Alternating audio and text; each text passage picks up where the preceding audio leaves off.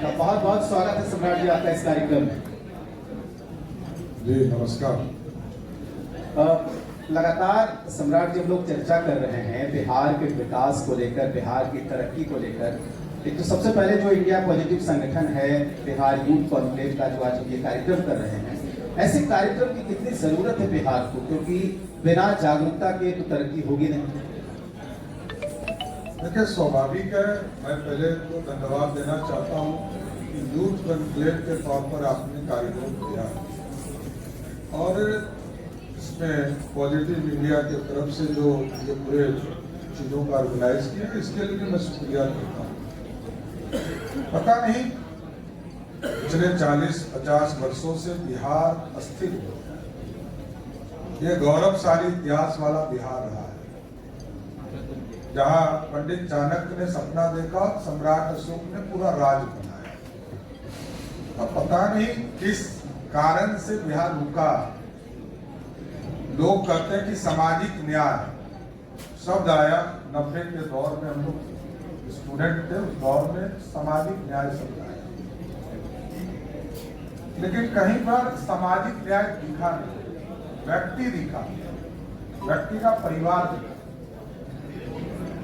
फिर एंटी एक व्यक्ति के राजनीति आए, उस पर लंबा समय तक रहा रही थी। लेकिन मेरा जो परसेप्शन बड़ा क्लियर है, बिहार अपने आप में सब चीजों में श्रेष्ठ है, लेकिन हम दूसरे के लिए श्रेष्ठ हैं। हम दिल्ली जाकर अच्छा एंकरिंग करते हैं, दिल्ली जाकर आईएएस का तैयारी करते हैं, दिल्ली जाकर हम पढ़ाई करते हैं, दिल्ली जाकर टीचिंग करते हैं, पूरे देश में मजदूरी करते हैं, पूरे देश में आईएएस आईपीएस बन के पूरे देश का निर्माण करते हैं, लेकिन हम बिहार को स्वयं ही गाली देते हैं।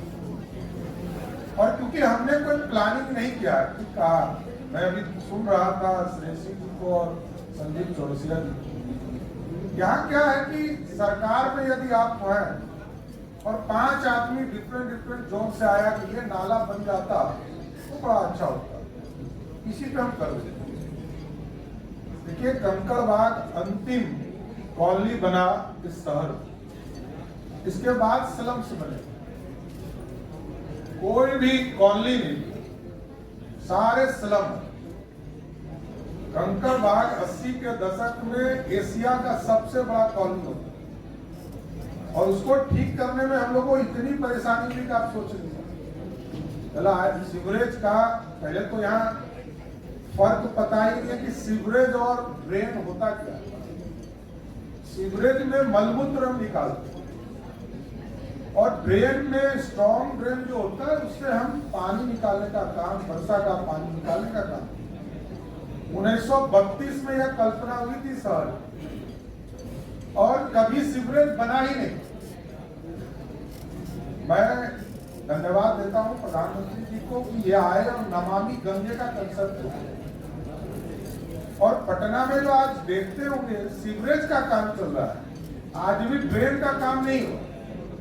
2-3 बड़े ड्रेन हमने बनाना का शुरुआत किया, चाहे वसियाना मोड़ के इलाके में आप देखते होंगे, मंदिरी का सड़क है जो उसको कवर होना था।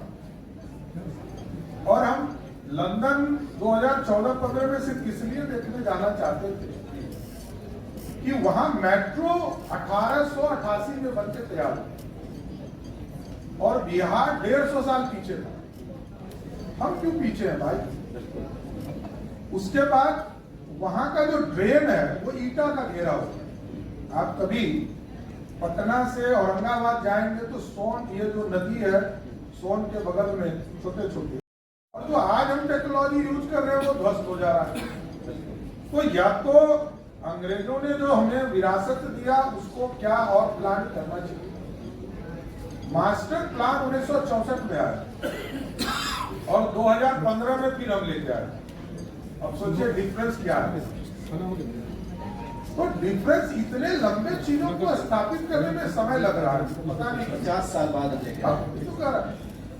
कि यदि 50 साल में मास्टर प्लान लाएंगे तो इस शहर का क्या होगा? कुछ नहीं होना। ये स्लम है, कोई प्लानिंग नहीं है एक भी सेक्टर में। अभी श्रेयसी यहाँ बैठी थी, श्रेयसी खेल के सेक्टर में बता रही थी, मेरा अपना अनुभव है, जिस चीज को हम नहीं कर सकते, मतलब सरकार नहीं कर सकती, जैसे बिहार के बच्चों को क्रिकेट नहीं खिला सकती कोई भी सरकार, वो बीसीसीआई ही खिला सकती। और बीसीसीआई से 2015 में मैंने समझौता करा दिया, क्योंकि मनोल हक स्टेडियम में हम लोग स्वयं क्रिकेट खेलते थे और अंतिम जो वहां इंटरनेशनल मैच हुए वो 96 में, तो हम लोगों ने 2015 में लगभग 4 चीजों को बिहार की सरकार की सहमति करा दी। फिर अचानक मुख्यमंत्री जी को क्या, मैं व्यक्तिगत तो नहीं कहूंगा कि बिहार अचानक उन्होंने कहा राजगीर में स्टेडियम बनेगा। मैं बार बार सरकार में जब पूछता था कि यार हमको जब ये अधिकार ही नहीं कि हम क्रिकेट किसी बच्चे को खिला सकते हैं तो हम बना क्यों रहे स्टेडियम? स्टेडियम के लिए 300 करोड़ रुपया 500 करोड़ रुपया क्यों हम लगाए? वो भी राजगीर में लगाए। राजगीर जाने में 1.5 घंटा से 2 घंटा लगेगा। इंटरनेशनल मैचेस नहीं होंगे, एयरपोर्ट्स नहीं है वहाँ, कोई बड़ा हॉस्पिटल नहीं है, बड़ा कोई होटल नहीं है। हम इंफ्रास्ट्रक्चर में आज भी मैं मान सकता हूँ कि टॉप से नहीं बॉटम से शुरुआत होने वाले, और इसलिए कि कोई प्लानिंग नहीं। मेरा सवाल ये रहेगा, ठीक है कि हम क्रिकेट नहीं खिला सकते, मुझसे बीसीसीआई कराएगी, लेकिन हम स्कूलों में जो प्लेग्राउंड है वो बना सकते हैं, स्पोर्ट्स का सामान दे सकते हैं बच्चों को, या फिर दूसरी फैसिलिटीज दे सकते हैं। इस दिशा में कितना काम हुआ? और अभी जो चर्चा चल रही थी इंडिया पॉजिटिव की, जो इतने देर से हम लोग चर्चा कर रहे हैं, बार बार दूसरे राज्यों से तुलना हो जाती है, कई बार यूपी से तुलना हुई, कई बार दिल्ली से तुलना हुई, बाकी राज्यों से तुलना हुई, तो हम क्यों पीछे रह जाते हैं? आपकी क्या वजह है? देखिए, तो मेरा जो प्रमुख कारण लगता है कि 1990 के पहले इस प्रदेश में एक कंफर्टेबल सरकार चली और 90 के बाद तोड़ फोड़ की सरकार चली। पिछले 33 वर्षों में बिहार में कोई सरकार चला ही नहीं, सरकार बचाने का काम, उसका पीरियड छोड़ दीजिए। 2005 से 2012-13 तक वो जो डेवलपमेंट का दौर बिहार बदला, उसके बाद सब सरकार में रहा हूँ, तो स्वयं का रहा हूँ, बिल्कुल वो सरकार नहीं, सरकार बचाने वाली। लालू जी तो जीवन ही उसमें लगा, और उन्होंने पिछले पहले 4-5 साल में जो अपनी उपलब्धि बनाई होगी, सामाजिक न्याय, लोगों के बीच में जाना, क्योंकि मुख्यमंत्री कभी जनता के बीच में नहीं जाते, तो यही लोगों को लगा अरे बाप मुख्यमंत्री आ रहे हमारे यहाँ, यही बहुत अच्छा था। लेकिन डेवलपमेंट बैकफायर, हमारा इमेज बैकफायर, हम जिस इमेज के साथ खड़े थे वो समाप्त हो। अब किसी सेक्टर में देखिए कोई प्लानिंग हो, शहर कहाँ बसेगा, चीजें कहाँ स्थापित हो, कानून का राज स्थापित किसके लिए करना है? अपने बिहारियों के लिए करना है। हम बिहार को रूल ऑफ लॉ कैसे बना सकते हैं? हमारा लॉ दुनिया मानती है और हम दूसरे की तरफ देख रहे हैं। कोई किसी सेक्टर में आप चले जाइए, हम कंफ्यूज है, पता नहीं क्यों कंफ्यूजन किस चीज का है, तो बताइए। जनमत आपको दे रहा है, और इतना लंबा लंबा समय यदि मुख्यमंत्री कोई एक व्यक्ति या परिवार का व्यक्ति रह रहा हो, अब इससे ज्यादा मौका क्या मिल सकता है? 20 साल 18 साल में तो दुनिया जीता जा सकता है, और 10 साल में बिहार नहीं बदला तो फिर तो हम आज 51.8% बिहार के लोग गरीब हैं। हम बीपीएल दारी क्यों है ना? इसलिए कि कोई मैकेनिज्म नहीं बना कि हम बिहार में करेंगे बिहार, लेकिन बिहारी को ही बिहार को ठीक करना है। बिल्कुल, ये पहला दिन लोग समझ, कोई बाहर से नहीं आए। आप सोचिए पटना एकदम शुरू में ही कानून की सलम है, आप अभी भी प्लेन से देखते हो, मैं अभी भी आ रहा था, पूरा सलम है, बेसिक इंफ्रास्ट्रक्चर। अभी कोई चीज हमने नहीं किया, एक अच्छा होटल नहीं है, और हम क्या पॉलिसी बनाते हैं सरकार को पता ही नहीं। आप समझिए कि 2005 में जो कानून बने, एक्ट बना, उसके आज तक रूल्स नहीं निकले। मैं मंत्री रहा हूं, इसलिए सरकार में कह रहा हूं कि सरकार में जो कानून बने 2005, 6, 7 में, उसके रूल्स नहीं निकले। उसको कैसे करना है, हाउ टू इम्प्लीमेंट। दो काले गवर्नमेंट चलाना और गवर्नमेंट में राजा बन के रहना। हाँ। ठीक है सम्राट, अगला सवाल ये है कि आप भी कई कार्यक्रम अटेंड कर चुके हैं, मैंने देखा था, सुना भी था आपको। यहाँ भी अभी जितने भी हमने गेस्ट बुलाए, सबने एक बात की चर्चा की, 9 साल जो है वो मोदी सरकार ने पूरे कर लिया है, देश बहुत बदला, दुनिया में देश की छवि बदली। ये सवाल हमने कई लोगों से किया। तो बेसिक जो सवाल है वो ये है कि देश बदल रहा है, देश की तरक्की हो रही है, दुनिया में छवि भी हमारी बदल रही है, हम पीछे क्यों छूट रहे हैं? बिहार सेकंड वाला तो इतना लंबा जवाब बिहार से ही दिया। हम है कि जब तक गवर्नमेंट ऑफ इंडिया का एक लाइन में और जो 9 साल में हमें क्या मिला, ये भी तो बोल सकते हैं। एकदम ठीक कर रहे हैं।